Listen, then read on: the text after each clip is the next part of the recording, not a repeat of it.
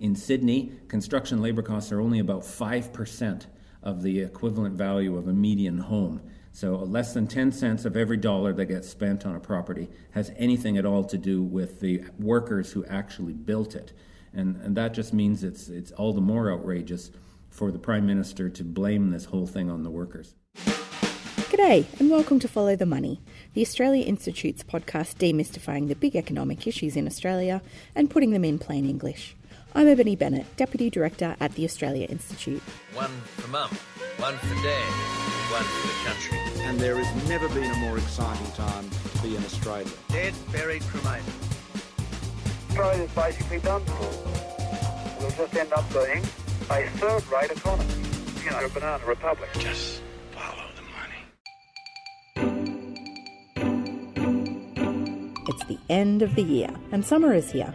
The Christmas party season is in full swing and the Federal Parliament has just had its last sitting day. I wish you a very happy Christmas. Merry Christmas, everyone. I thank the House. And just before the bell tolled for the last time in Canberra for 2016, the government managed to squeeze in the controversial ABCC legislation. So we've just succeeded in getting a piece of legislation through the Senate. We feel pretty good about it, you know. I got to tell you, it's been a slog. The ABCC legislation was the trigger for Malcolm Turnbull's biggest political gambit, his reason to dissolve both houses of Parliament and take the country to an early double dissolution election. It could be argued that this is his biggest symbolic victory yet as Prime Minister, but he had to give up a lot to get it, and this version of the ABCC is much watered down, with a bunch of extra deals gifted to all the various minor parties who control balance of power in the Senate. But what exactly is the Australian Building and Construction Commission? Is it for cracking down on union thugs or straight up union bashing? And what on earth does the ABCC have to do with housing affordability? To answer those questions and more, I'm joined by senior economist Matt Grudnoff, and joining us for the first time, economist and director of the Centre for Future Work at the Australia Institute, Jim Stanford. Hey, Ebony, if you think that passing the ABCC is going to reduce housing prices in Australia, I've got some wonderful waterfront property in the Simpson Desert to sell you. Come and talk to me. So tell me a little bit about why housing prices and housing affordability have entered into this debate about the Building and Construction Commission legislation. Well, the government was desperate, mostly for optics reasons, to get this legislation passed. As you mentioned, they precipitated a double dissolution election about the bill. Then, of course, during the election itself, they hardly talked about the ABCC. Yeah. It became a non-issue. So I barely heard anything about it during the campaign. In fact, that was documented. When you look at media scans of all the articles published during the election, the ABCC hardly ever showed up. It was a precipitating excuse to have the election.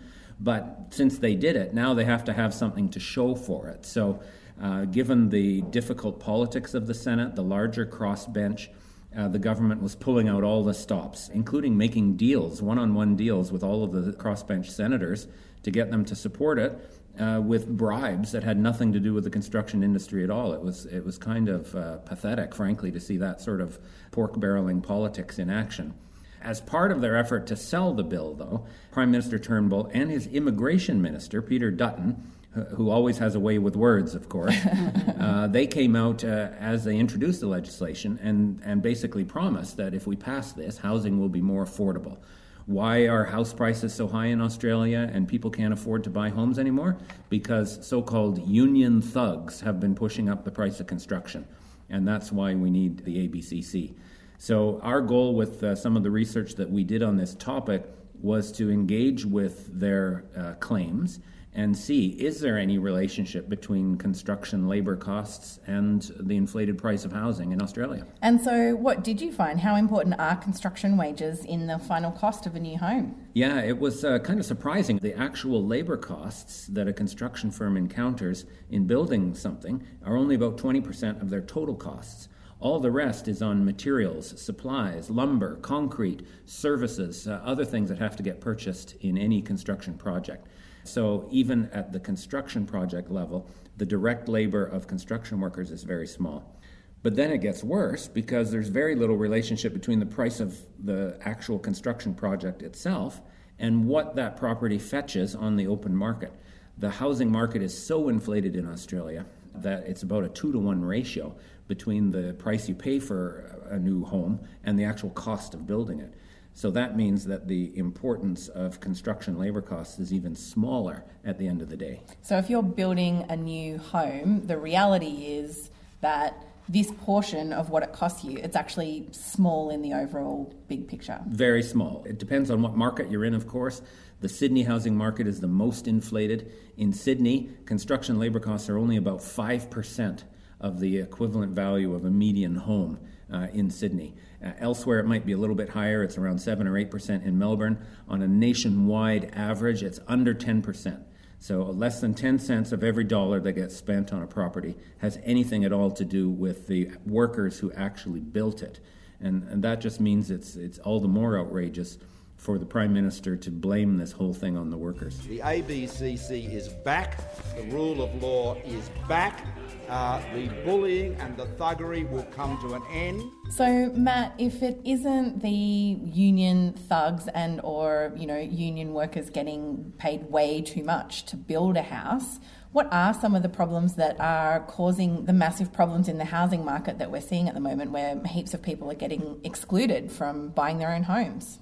Well, we need to be clear, the government is encouraging property speculation in this country, and it's doing that through two means. The first is through negative gearing. So if you make a loss on an investment property, you get to write that loss off in tax and you get some of that back. And the other big one, and equally as important, probably even more important, is something called the capital gains tax discount, which I know is a very, very sexy name. And I know immediately upon hearing it that everybody's really interested to know what capital gains tax discount is. If you earn money from selling an asset for more than you bought it for because it made a capital gain, you'll pay half the tax than if you earn your money selling your labour, if you earn money from any other form, from rent, from interest in the bank, any other form that you earn money from, you'll pay half as much if you earn it from just speculating on property. And because of that, there's a whole lot of people, a whole lot of very rich people and a few sort of middle income people have all rushed into the property market and thought this is a great tax effective way to make a lot of money. And when everybody rushes in to buy the same asset, obviously the asset goes up in price. Just to backtrack a bit, the Australian Building and Construction Commission is basically a regulator for the building industry. It was set up by then Prime Minister John Howard after a royal commission into what was described as union intimidation on building sites. But it was abolished under Julia Gillard's Labor government in 2012. For some reason that is still unclear to the vast majority of the Australian public, the coalition has been chomping at the bit to restore the ABCC. Tony Abbott pursued it vigorously, and Malcolm Turnbull even gambled his own government on the issue by calling a double dissolution election. But first, it's looking increasingly likely that Australian voters will be heading to a double dissolution election. The potential for this historic event that cleans out both houses of Parliament is all over a body that's not even widely understood. The newly revised ABCC will impose substantial new restrictions on union activity in the construction industry, including prohibiting the union from negotiating over apprenticeships and safety rules. It also introduces tough new fines for any unlawful industrial action or picketing. It's been criticised not only by unions but by many civil liberties experts, including the Law Council of Australia, which said parts of the bill were, quote, contrary to rule of law principles. And the statistical evidence doesn't quite match the Prime Minister's claims that the ABCC will improve productivity. You will see companies and contractors wanting to be seen to be good citizens and engage better and more productively with Australian suppliers. Well, they also talked about productivity. It wasn't just about wages for construction workers, they said, which is good because construction wages have actually been growing more slowly than average wages in the overall economy. Is that right? Yes, I know that's surprising because you think construction workers are all making hundreds of thousands of dollars a year. It just isn't the case, and their wage increases over the last 5 years have been much slower than the average in the national economy. But there's also the productivity issue. The government claimed that union rules and featherbedding and disruptions were reducing productivity in the construction sector, and that was another reason for rising costs.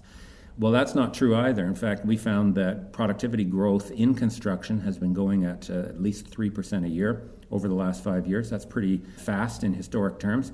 And in fact, the increases in productivity were greater than the increases in real wages paid to construction workers. What that means in economic parlance, here's another sexy term, Matt. Unit labor costs in construction have been falling, not rising. Yeah, that means... now you're talking Matt's language. Productivity has been growing faster than wages. So if anything, unions have helped keep down the cost of housing rather than driving it up.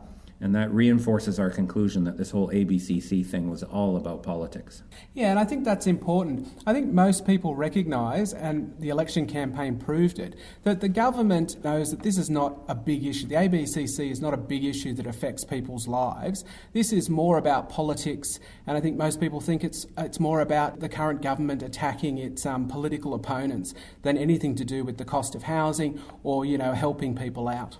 And the fact is, the only way housing can become more affordable is if house prices grow slower than wages. And since wages are basically growing almost at zero, they're at sort of 1 or 2% at the moment, then really what we're talking about is housing prices can't increase in order for housing affordability to get better. That logic, Matt, is behind one of the most surprising things that we found in our research, Ebony. We looked at the trend in housing prices and compared it to the trend of unionization and union activity in the construction sector. And there is a correlation. It's exactly opposite from what the government said. The weaker the union has become in recent years, the higher housing prices have grown. And in fact, the statistical correlation between them is almost perfect. So it's just a direct indication that the government's argument is upside down. Prime Minister Turnbull and Immigration Minister Peter Dutton have jumped on the old chestnut of housing affordability, and they've basically blamed unionised construction workers for the high cost of housing in Australia.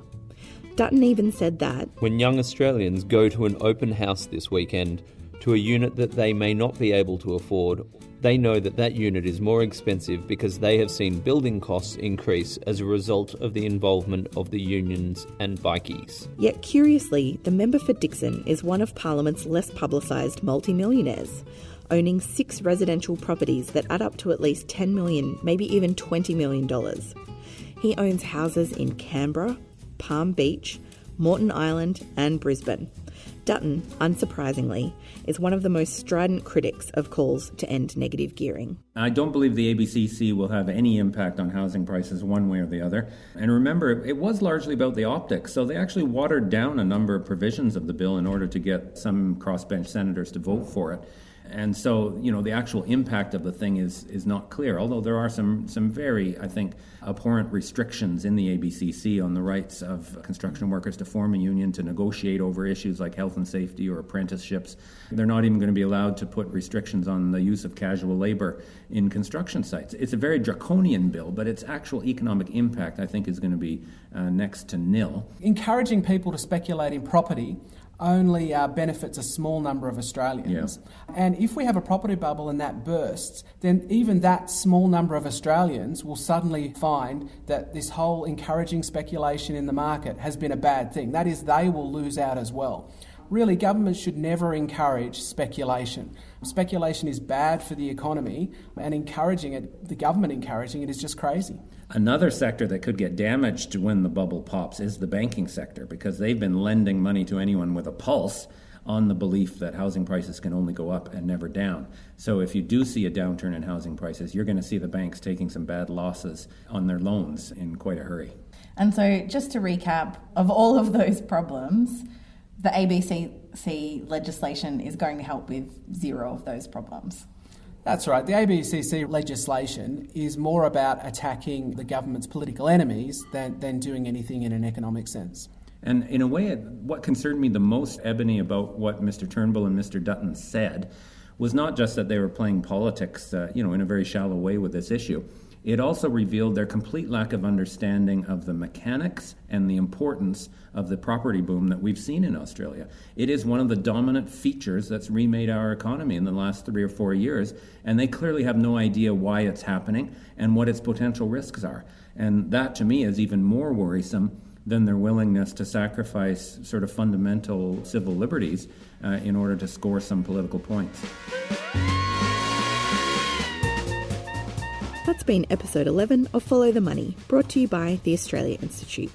You can subscribe on iTunes or find previous episodes on our website at tai.org.au/podcasts.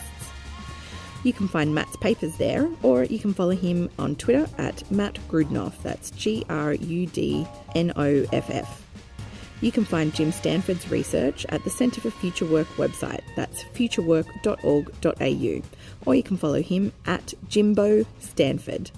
You can follow me at Ebony_Bennett with a NNT, or the Australia Institute is at the Oz Institute with an AUS. This episode was produced by Jennifer Macy. Jonathan McFeet from Pulse and Thrum composed our title track. If you've enjoyed this episode of Follow the Money, please rate us on iTunes. It really helps other people find the podcast. Over summer, we'll be launching a special summer series of the podcast with highlights from our popular Politics in the Pub live sessions. So you don't have to miss out on any essential politics listening while on holidays. Please stay tuned for that. Thanks for listening.